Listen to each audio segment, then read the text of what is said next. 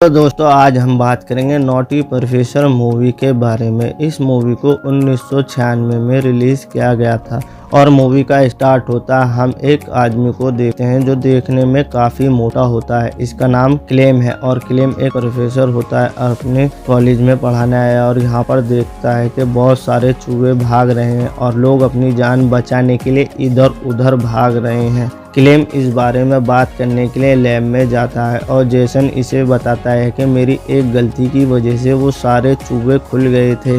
इसके बाद क्लेम अपने फेवरेट चूहे के पास जाता है और उससे बात करने लगता है, उसे कुछ खाने के लिए देता है। इतने में जेसन पीछे से आकर क्लेम को बताता है कि पिछले कुछ दिनों में इसका 20% वेट कम हो गया है। दरअसल यहाँ पर एक एक्सपेरिमेंट चलता रहता है मोटे आदमी का वेट कम कराने का, पर अभी ये सक्सेसफुल नहीं हुआ है। अगले सीन में हम देखते हैं कि क्लेम अपने बॉस के ऑफिस में आता है और यहाँ पर बैठने लगता है। हम देखते हैं कि इसे बैठने में काफ़ी प्रॉब्लम हो रही है और इसका बॉस कहता है कि तुम्हारे एक्सपेरिमेंट को कोई भी डोनेट नहीं करना चाहता। कहता है कि एक बिजनेसमैन है हार्डली नाम का, हो सकता है वो तुम्हारी हेल्प करे, पर तुम्हें उससे मिलकर बात करनी होगी। कहता है कि कुछ दिनों में मेरी उसके साथ मीटिंग है, तुम उससे बात कर लेना। इतने में क्लेम की नज़र एक चूहे पर पड़ती है जो इसके बॉस की इस चाय में पोटी कर देता है। क्लेम अपने बॉस से उस चाय को पीने के लिए मना कर देता है, पर इसका बॉस इसकी बातों को सीरियसली नहीं लेता। इतने में वो चूहा आकर इसके बॉस की चाय में गिर जाता है जिससे कि इसके बॉस चौंक जाता है। अगले सीन में हम देखते हैं कि क्लेम अपनी फैमिली के साथ बैठकर डिनर करने लगता है और खाने के लिए खाना कम लेता है और इसकी मॉम ये देखकर इसे डांटने लगती हैं। तो अपनी मॉम से क्लेम कहता है कि मैं अब डाइट पर जाऊंगा और मैं अपना वेट कम करना चाहता हूँ।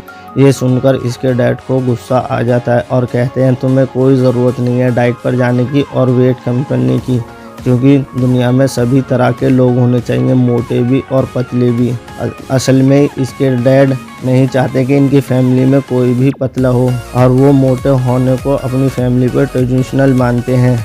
इतना सब कहते ही रहते हैं पर इसके डैड की पोटी निकल जाती है जिसे साफ करने के लिए वो वॉशरूम में चले जाते हैं। इसके बाद क्लेम अपनी मॉम से बात करने लगता है और अगले सीन में हम देखते हैं क्लेम कार्ला के पास आकर डेट के लिए अप्रोच करता है। शर्म आने की वजह से अपने दिल की बात अच्छे से नहीं कह पाता, पर कार्ला समझ जाती है और इसको डेट के लिए हाँ कर देती है। क्लेम वहाँ से आने के बाद अपने रूम में म्यूजिक चलाकर डांस करने लगता है और काफ़ी खुश होता है। अगले सीन में हम देखते हैं कार्ला और क्लेम एक डेट पर आए हैं और यहाँ पर बैठ जाते हैं। देखते हैं कि रैगी नाम का एक मशहूर कॉमेडियन आता है जो वहाँ पर बैठी ऑडियंस का एक एक करके मजाक बनाता रहता है। क्लेम को ये देखकर काफ़ी अच्छा लगता है और वो बहुत इंजॉय करने लगता है, पर कुछ ही देर में वो समझ जाता है कि अब मेरा भी मजाक बनाने वाला है, इसीलिए कार्ला से बहाना करके वॉशरूम जाने लगता है। इतने में रैगी उसे देख लेता है जिससे इसका काफ़ी मजाक बनाता है और ये देखकर क्लेम और कार्ला को अच्छा नहीं लगता और वो वहाँ से अपने घर आ जाते हैं। क्लेम कार्ला को घर छोड़कर अपने घर जाकर सैड होकर बहुत ज़्यादा खाना खाता है और वो टीवी चला देता है। वो देखता है कि एक हॉस्पिटल में पड़ा है और वो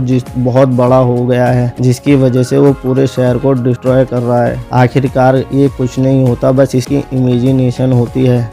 अगले दिन हम देखते हैं कि क्लेम अपने मोटापे से काफ़ी परेशान होता है जिसकी वजह से वो लैब में आता है जहाँ पर चूहों पे एक्सपेरिमेंट चलता रहता है और यहाँ पर उस बने सिरप को पी लेता है जिसे पीने के बाद बेहोश हो जाता है और कुछ देर बाद होश में आता है तो देखता है कि काफ़ी पतला हो गया है और उसके बाद वो डांस करने लगता है और खूब खुश होता है। इसके बाद वो एक शॉपिंग मॉल जाता है और अपनी पसंद के कपड़े खरीदता है।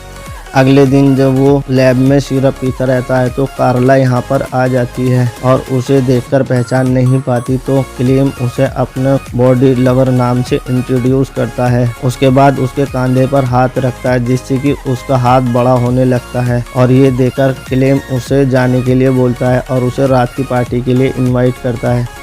अगले सीन में हम देखते हैं कि कार्ला और बॉडी लवर डेट पर आए हैं और यहाँ पर वो उसी क्लब में आते हैं जहाँ पर रैगी ने इनका मजाक बनाया था और इस बार रैगी पहले किसी का मजाक बनाए, बॉडी लवर उससे पहले उसी का मजाक बनाने लगता है और ये देखकर सब इंजॉय करने लगते हैं। पर रैगी को ये देखकर काफ़ी बुरा लगता है और उसे गुस्सा आ जाता है, जिससे कि वो बॉडी लवर से लड़ने लगता है। पर बॉडी लवर अब पहले जैसा क्लेम नहीं है, उसे बहुत पीटता है और एक पियानो में बंद कर देता है।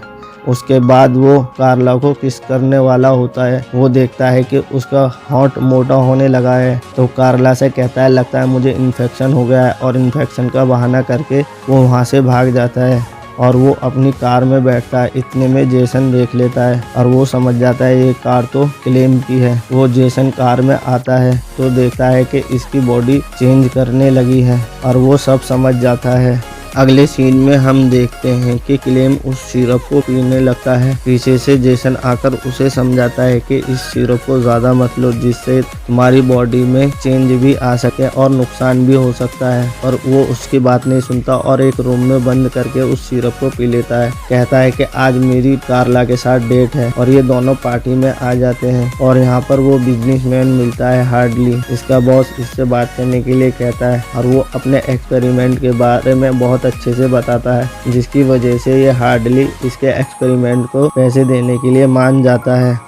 कार्ला देखती है कि बॉडी लवर सभी लड़कियों के साथ फ्लर्ट कर रहा है, और ये देखकर कार्ला इस पर बहुत ज़्यादा गुस्सा करती है और वो वहाँ से जाने लगती है। बॉडी लवर कुछ लड़कियों को अपने घर ले जाता है और उनके साथ मस्ती करता है। हम एक पार्टी देखते हैं। इस पार्टी में क्लेम की फैमिली भी आई होती है और यहाँ पर कार्ला भी होती है। कार्ला क्लेम के बारे में पूछती है तो उसकी मॉम बताती है कि आज इस पार्टी में क्लेम आने वाला है और कुछ सीक्रेट रिवील करने वाला है। और इतने में हम देखते हैं कि लैब में वो सिरप पीने लगता है, जिससे कि फिर से जेसन उसे रोकने की कोशिश करता है, पर उसे मार के सिरप ले जाता है और वो पार्टी में आता है और सबके सामने वो सिरप को पीने लगता है, जिससे कि वो मोटा पतला होने लगता है। सब डरने लगते हैं। जेसन इससे मना करता है कि तुम्हारी जान भी जा सकती है ऐसा करने से, जिसकी वजह से वो जेसन को फिर पीटने लगता है और वो देखता है कि उसका वो पतले से फिर मोटा हो गया है। और कार्ला से कहता है कि मैंने तुम्हें इम्प्रेस करने के लिए ये सब किया था,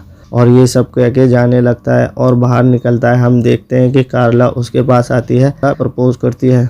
असल में ये एक दूसरे को मन ही मन पसंद करते थे और उसके बाद ये कार्ला से शादी कर लेता है और मूवी यहीं पर ख़त्म हो जाती है।